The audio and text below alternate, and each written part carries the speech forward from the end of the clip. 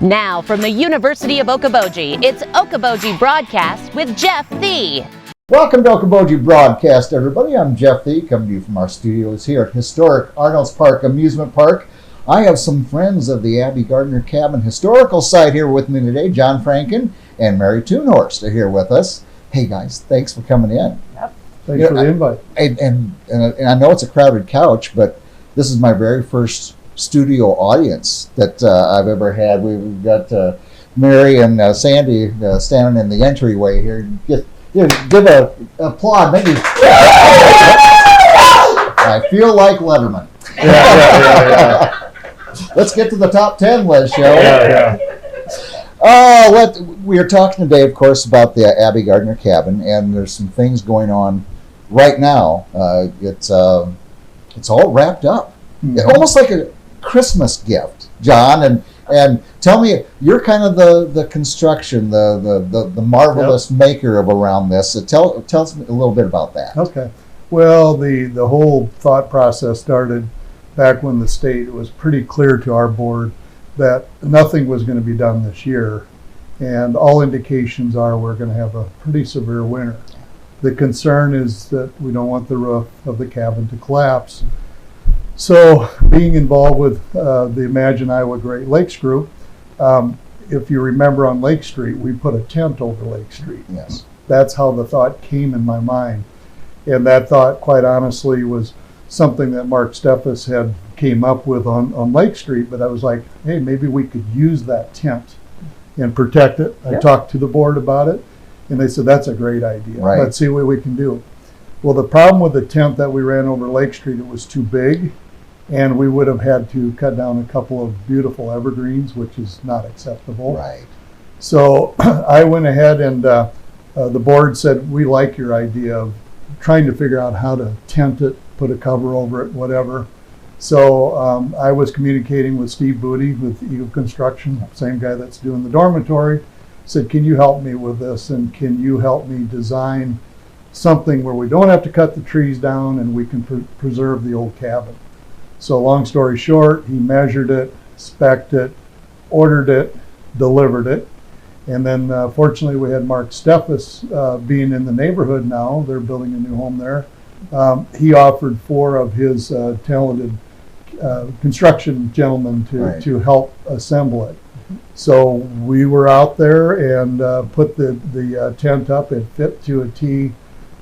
It's perfect because we really feel that even after this winter, and depending when the state will give us some funding to do something about it, I really think, and it's the board's approval, but I really think we could probably take the vinyl off, right, and leave it there. People can still go on there, and until we finally get it totally closed in. So anyway, so we just a whole bunch of people worked together fast. It took about 3 weeks to get the tent, and the rest is history. I hope it just stays standing right where it's at. Well, and we've already had, just yesterday we had rain, freezing rain, and these conditions that we get here in Northwest Iowa are tough on construction that is 20 years old. Mm-hmm. When you start talking about the Abbie Gardner Cabin, that could have a harrowing result on it for sure. So what kind of material is it that? Well, it's just basically it's a tubular superstructure. Okay. And we can get you some photos of what that looks like. And so what happened is Steffes' team kind of built it on the ground, picked it up with a telehandler, and then just kind of assembled it until it got to the point where we literally picked it up and we put it over the cabin, which that made my heart kind of pitter and patter. Just a little bit. We're trying to save the old cabin, and that would have probably done the cabin in. So I felt really good about it when it was there. And the other is almost, if you would think of a boat hoist vinyl, but the board said, hey, let's step it up, and that's by a really it's a very thick vinyl. So basically, once the erector set was set up, basically the end caps went on, and the one end cap is so we can zip it open, so that if people need to go in there and inspect it, whatever. We do have security inside the cabin, so we feel pretty comfortable about that. But so we put the ends on, and then literally the roof part of it was one huge sheet, and we laid it all out, and all of us, they had a string or a rope to go to the other side. We pulled the whole thing up, pull it over, and then it's a ratchet system that ties it down, and it makes it almost drum tight. So if you go out there and look and you say, wow, that's really tight, well, that's kind of the way That it's was the structured. intent, to Yes. keep out the elements. Yep, And, yep.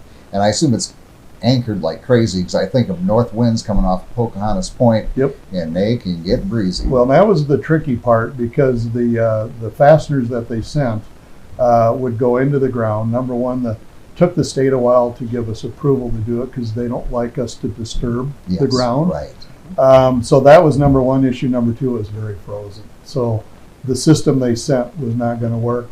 So again, Steve Booty got involved, communicated with his engineer.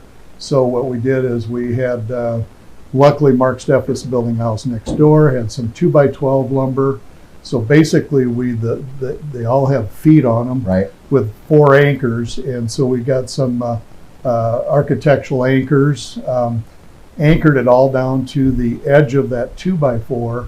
And then we ended up putting a pellet load of sandbags. Ah, yes. And so 75 pounds a piece. We'll decide if we need more, but I think we're a pellet load of them. I don't know how many ton it is, but it's a lot.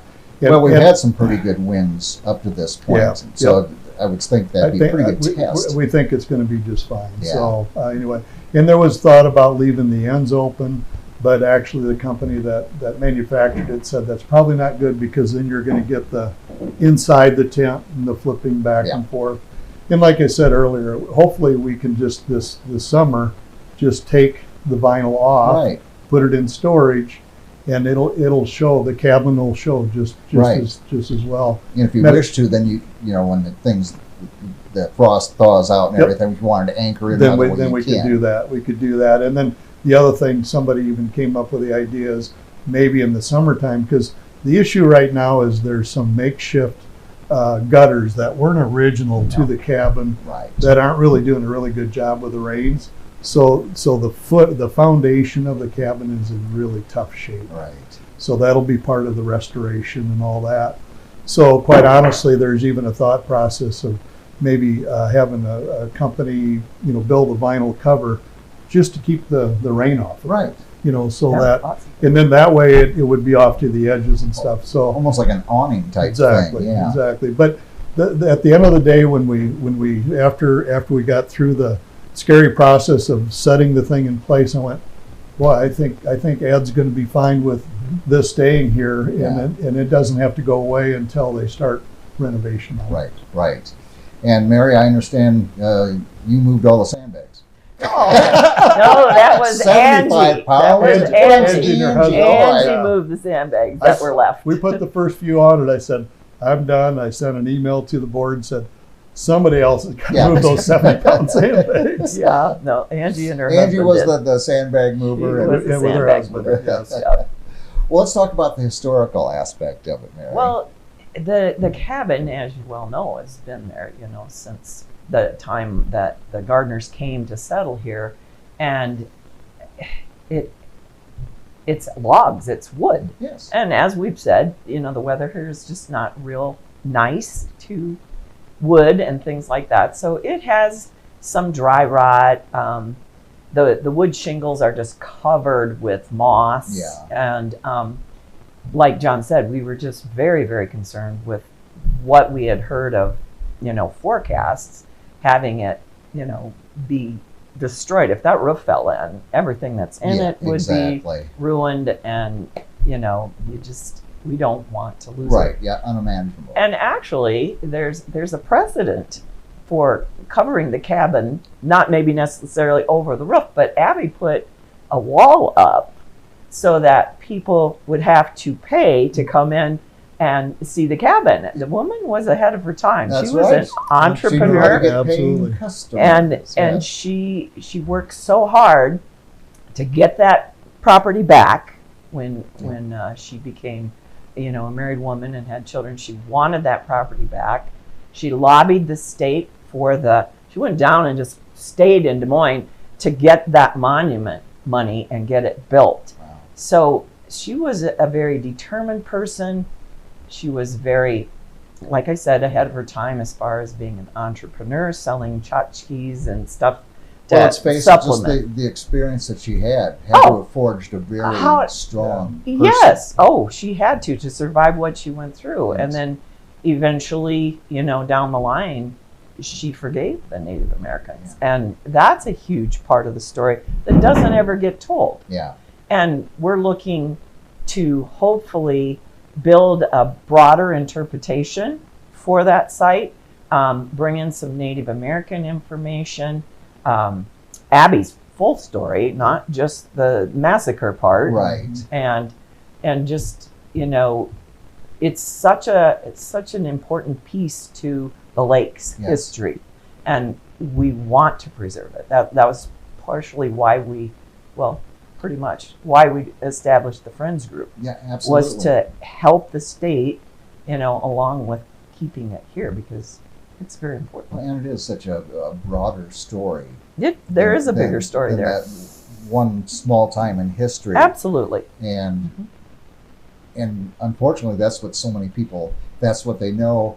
Here's a chance to enhance and look at the broader picture. What was happening at that time? What hardships did they have to handle? Exactly. Yes, Just the whole, living here during that time. They got here later in the year. They couldn't plant a bunch of stuff, and even the harvest for other people who could plant was not good.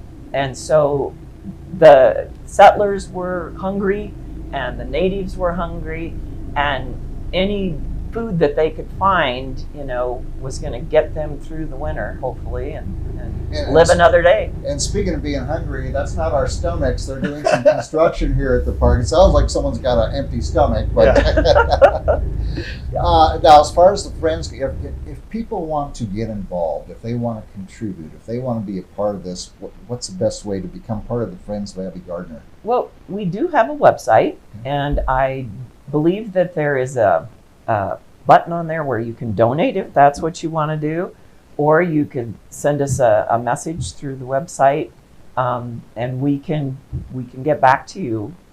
We want to broaden the Friends Group, but right now we're just a board trying to find out what our part is going to Right. be in this whole preservation, You're still learning in conjunction and with growing the it as state. well. Right. Very good. Right. I believe we're on Facebook also. Okay. Facebook, Yep. yes. Facebook as well. I've been, I'm spooking on it. I've been Yep. looking at it. So yeah, Perfect. it is Good. there indeed. So Mhm. look for it on Facebook as well. Well, thank you, and thank you for everything being done to preserve this intricate part of the lake's history, and so we can learn more moving forward.